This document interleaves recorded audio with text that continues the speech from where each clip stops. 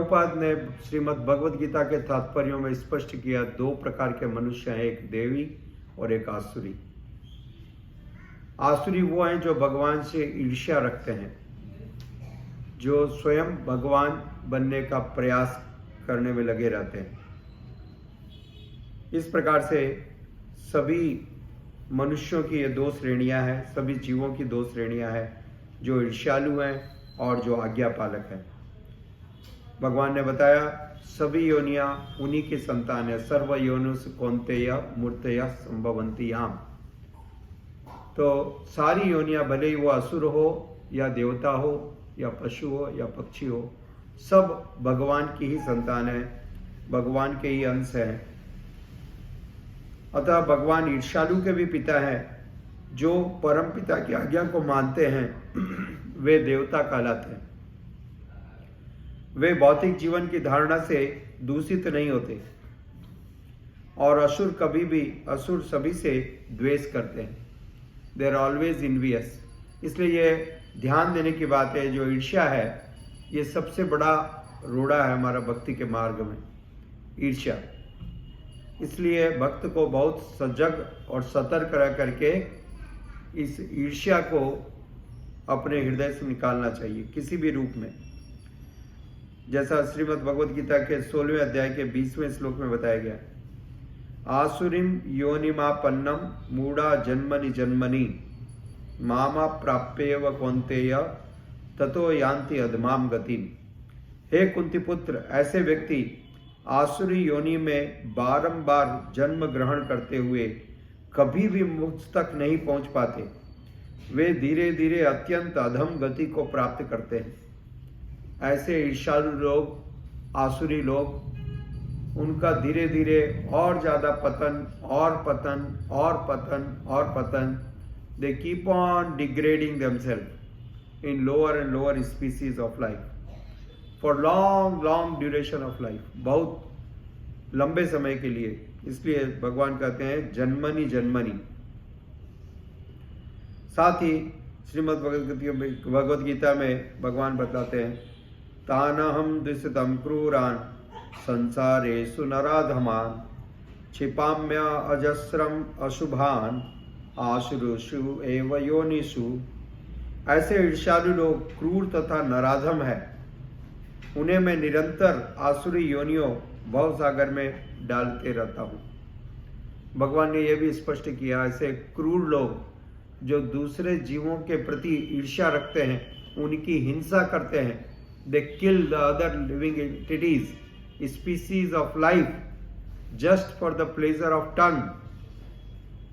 तो ऐसे आसुरी लोगों को, जो भगवान के नियमों को मानने के लिए तैयार नहीं है, जो उनके प्रति विद्रोह करते हैं एवं भगवान की सत्ता को भी चुनौती देते हैं, दे चैलेंज।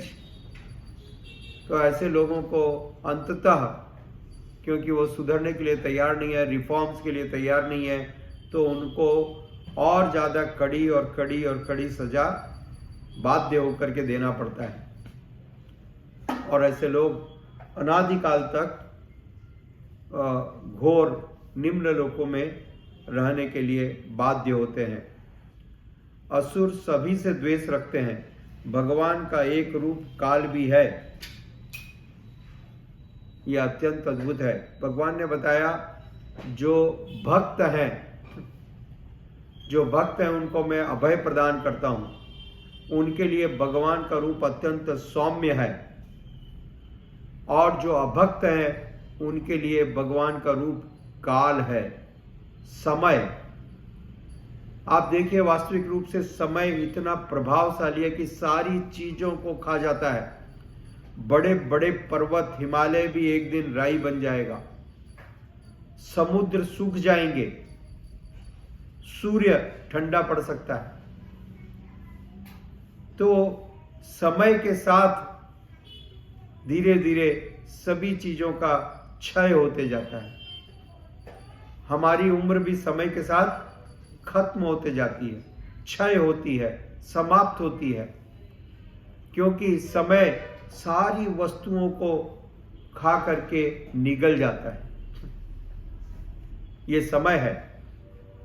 श्रीमद् भगवद गीता के 11वें अध्याय के 32वें श्लोक में भगवान श्री कृष्ण कहते हैं, कालोस्मि लोकांक्षय कृत प्रवाहो लोकान समाहर्त इव प्रवर्त कृतेऽपि त्वां न भविष्यन्ति सर्वे ये अवस्थिता प्रति अनिकेषु योद्धा। हे अर्जुन, समस्त जगतों को विनष्ट करने वाला काल मैं हूं और समस्त लोकों को विनाश करने के लिए मैं यहां पर आया हूं। तुम्हारे बिना दोनों पक्षों के सारे योद्धा मारे जाएंगे। एवरीवन, भगवान ने युद्ध प्रारंभ होने के पहले ही अर्जुन को अपने विराट रूप में यह बतला दिया, सारे योद्धा मारे जाएंगे। वास्तविक रूप से तुम एक निमित्त हो, परंतु यह मेरी दिव्य इच्छा है, इसके अंतर्गत सभी लोगों का विनाश होगा। तो भगवान है काल के रूप में, परंतु किसको काल के रूप में दिखते हैं? जो अभक्त है, जो आसुरी है। वरना जो भक्त है उनको भगवान अपने सौम्य रूप में, अपने अत्यंत सुंदर आकर्षक रूप में दर्शन देते हैं। और जो मानने के लिए तैयार नहीं है, सत्ता को चुनौती करते हैं, उनको भगवान का दर्शन उनको भी मिलता है, काल के रूप में मिलता है, मृत्यु के रूप में। तो दोनों अपने अपने योग्यता के अनुसार, अपनी अपनी भावना के अनुसार भगवान का दर्शन प्राप्त करते हैं। फिर भी वे रंच मात्र भी भयानक नहीं है, अपितु वे शाश्वता, ज्ञान तथा आनंद के दिव्य स्वरूप है। वे सत्यचित आनंद, ईश्वर सर्वकृष्ण सच्चिदानंद विग्रह, अनादिरादिर गोविंदा सर्व कारण कारणम। तो वे वास्तविक रूप से सत्यचित आनंद, eternal, all knowledge, all bliss, personified.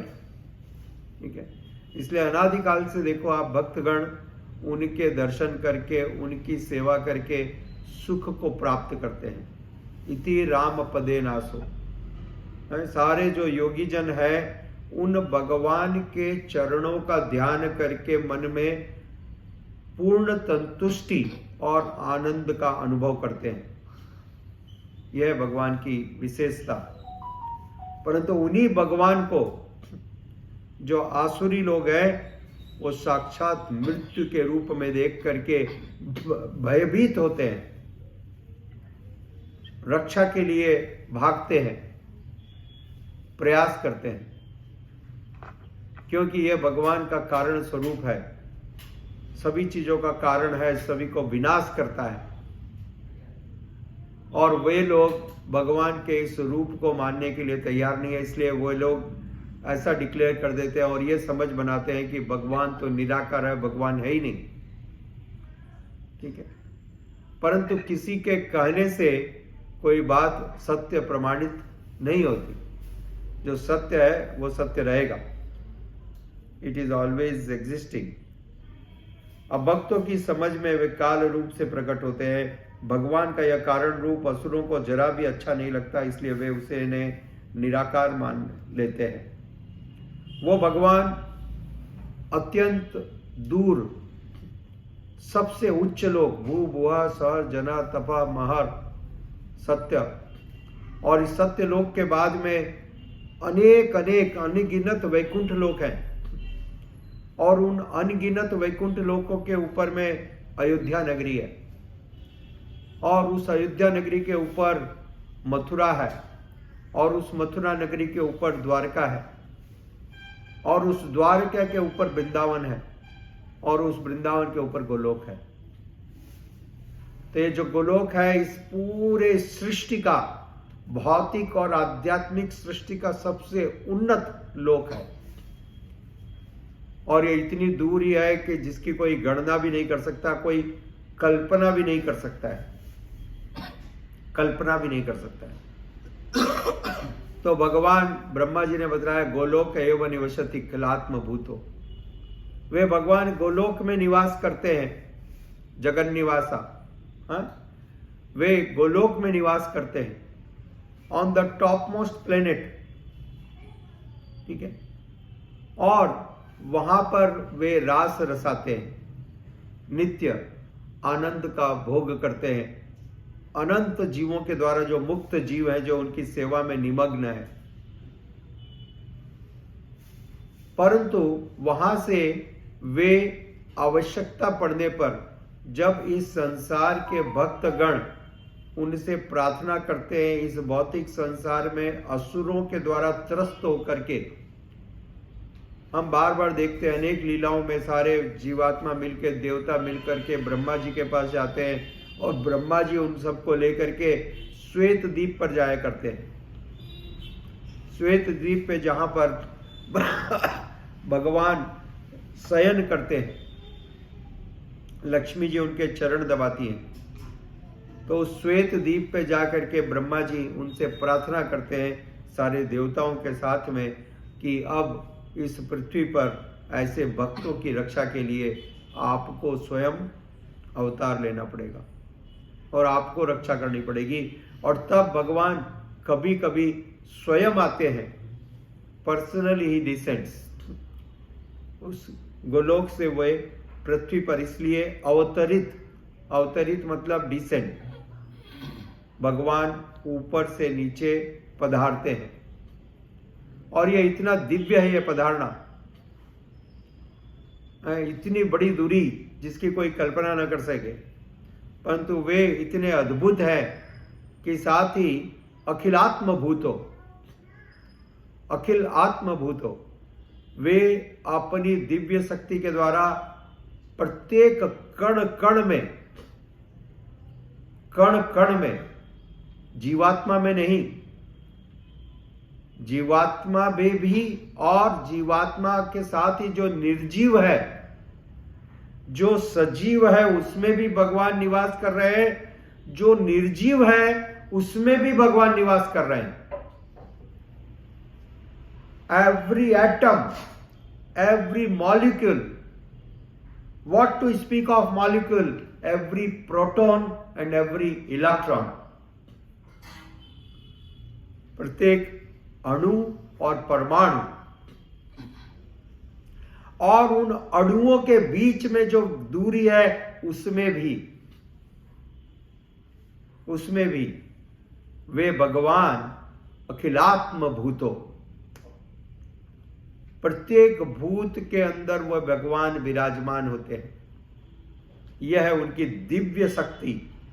इसलिए कृष्ण कृपा मूर्ति श्रील एसी भक्तिवेदांत स्वामी प्रभुपाद जी ने कहा, अचिंत्य, इस भौतिक संसार में कोई भी इसके बारे में कल्पना भी नहीं कर सकता। It is not possible to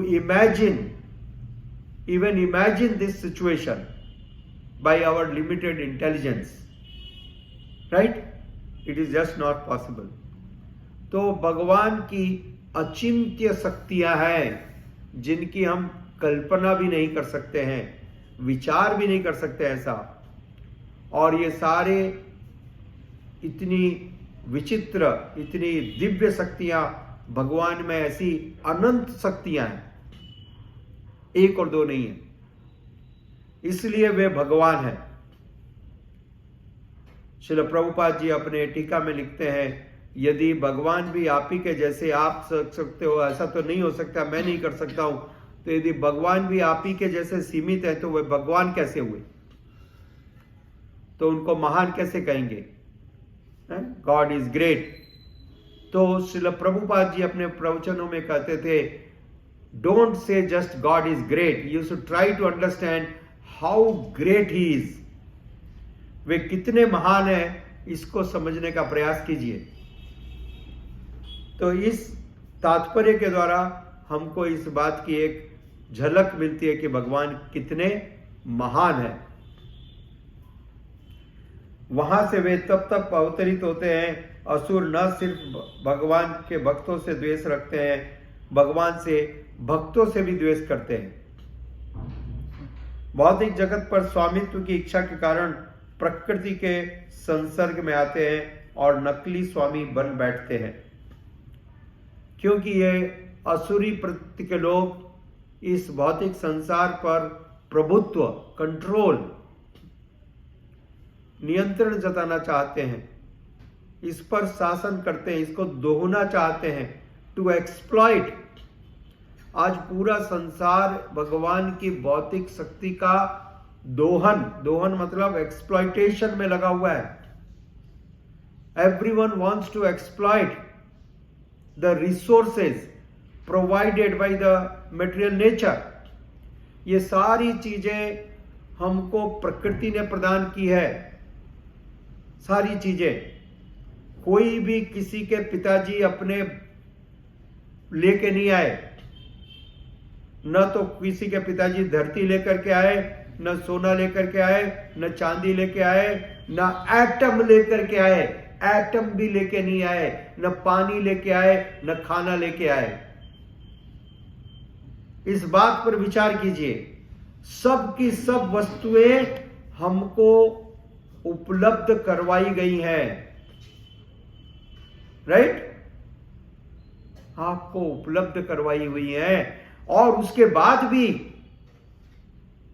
दुष्ट लोग उस पर अपना स्वामित्व जताना चाहते हैं। एक देश दूसरे देश से लड़ रहा है, हमास और इजराइल लड़ रहे हैं कि ये जमीन हमारी है, हम पहले आए थे, हम तो 2000 साल पहले थे, आप तो 300 साल से आए हो। क्या पृथ्वी का इतिहास 2000 साल का है? तो ये समझने की आवश्यकता है कि यदि आप 2000 साल पहले आए थे, अपना क्लेम कर रहे हो, तो 8000 साल पहले किसकी थी, और 20,000 साल पहले किसकी थी, और 50,000 साल पहले किसकी थी? उसके स्वामित्व को मानो। Acknowledge that he is the original owner. Therefore, because he is the original owner, उनकी कृपा से हम यहां पर बैठे हैं, और हम सबको उनका कृतज्ञ होना चाहिए हर क्षण। ठीक है? तो ये जो दोहन कर रहे हैं, और दोहन करने के बाद भी भगवान की सत्ता को चुनौती देते हैं, आपके घर में आकर के आपके सारी चीजों का उपयोग करना, उपभोग करना, उनसे आनंद प्राप्त करना, और आप ही को गाली भी देना है? तो ऐसे लोगों का क्या हर्ष होना चाहिए? निश्चित रूप से उनकी जो एजेंट है माया, दुर्गा, ऐसे लोगों को लगातार एक के बाद एक डंडे पड़ते हैं। समझ गए? इसलिए लगातार संसार दावा नललील लोका त्राणायकार घना घनत्व, लगातार दंड मिलता है। अनगिनत दुख, ओ दुख महादुखम, दुख दुख तरह जगत है? लगातार दुख आते हैं, परंतु फिर भी इतने निकृष्ट लोग हैं कि उनकी आंखें नहीं खुलती और इस बात को स्वीकार नहीं कर पाते हैं कि भगवान वास्तविक रूप से स्वामी है। ऐसे लोगों का विचार है 16वें अध्याय के 14वें श्लोक में कहते हैं भगवान श्री कृष्ण, असो मया हतम शत्रु हनिष्य चापरानपि ईश्वरो हम अहम भोगी सिद्धो हम बलवान सुखी। ऐसे लोग सोचते हैं मैं ही भगवान हूं, मेरा नियंत्रण है, ये देखो मेरी आर्मी है, मेरा देश है, मेरा हुक्म चलता है, मेरा हुक्म चलता है। तो तुम्हारे हुक्म से तुम्हारा शरीर भी नहीं चल रहा, तो तुम्हारा हुक्म बाहर क्या चलेगा? पहले तो अपने शरीर को चला लो। क्यों दवा लेना पड़ता है कि पेट साफ नहीं हो रहा है? क्यों आपको अपनी आंख को बंद करने का प्रयास में इतनी सारी दवा लेनी पड़ती है कि नींद नहीं आ रही है? आपका शरीर है, आपकी आंखें हैं, क्या आपकी इच्छा से बंद हो रही है? नहीं। आप अपनी इच्छा से अपनी आंख की पलक को नियंत्रण नहीं कर सकते हैं। मैंने एक जगह पर बतलाया लोगों को, आप पावरफुल हैं। देखिए क्या पावर है आपका।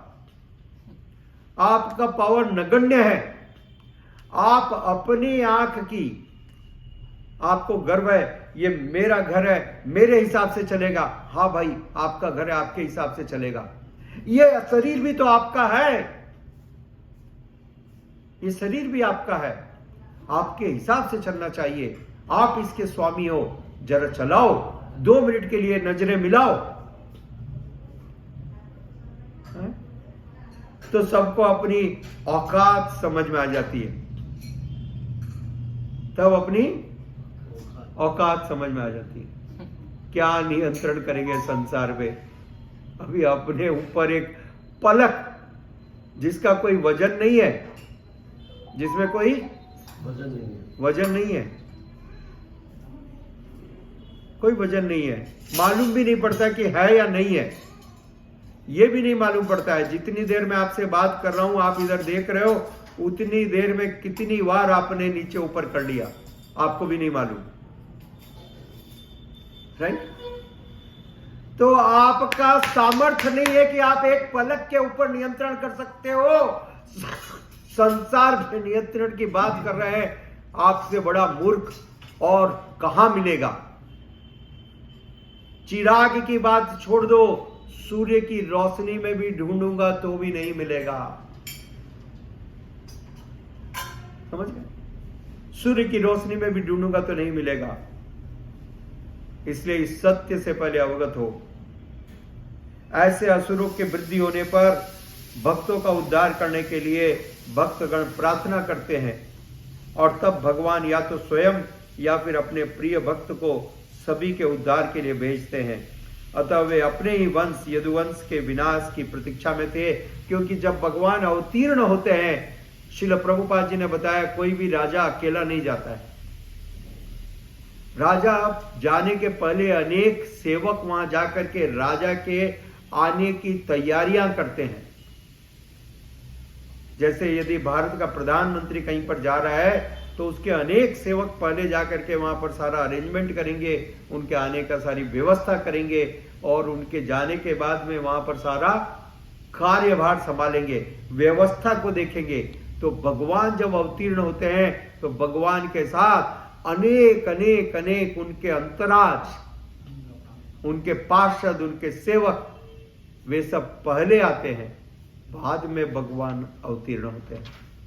जब भगवान रामचंद्र जी आए, तो इतने सारे वानर पहले से आ गए थे, सब जगह डिप्लॉय हो चुके थे। यस, रेडी, हमारे प्रभु आने वाले हैं।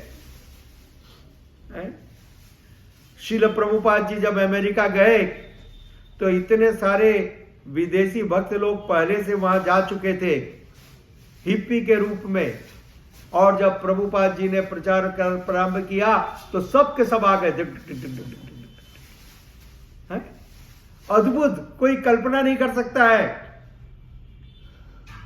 अकल्पनीय। 1 साल के अंदर हजारों लोग वहां पर जमा हो गए, और सब वो सफेद हाथी हरे कृष्णा मंत्र करने लगे, कीर्तन और नृत्य करने लगे। भारत देश के लोग नहीं कर सकते हैं। आपके परिवार में 4 लोगों को करवा के दिखाओ, आप करवा के दिखाओ। उल्टे लटक जा करके गाना गाओगे तो भी नहीं करने वाले। आप कहोगे मैं आत्महत्या कर लेता हूं, बोले ले लो, अभी कर लो, प्रभु जी हो गए आपका काम, जरा आप पधारो, हम लोग यहां पर अपना करते हैं, आप सिधारो। समझ गए? ज्यादा जिद करोगे तो ये जवाब मिलेगा।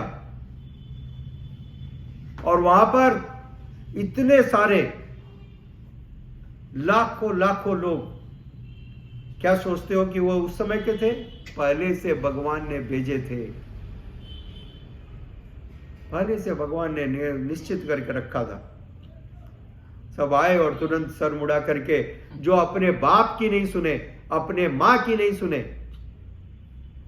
न तो बाप की सुने, न मां की सुने, न किसी की सुने, वे एक 70 वर्ष के भारतीय स्वामी की सिर्फ सुने नहीं, जीना है तो आपके हिसाब से, मरना है तो भी आपके हिसाब से, बस वेद वाक्य, आप जो कहोगे वो सत्य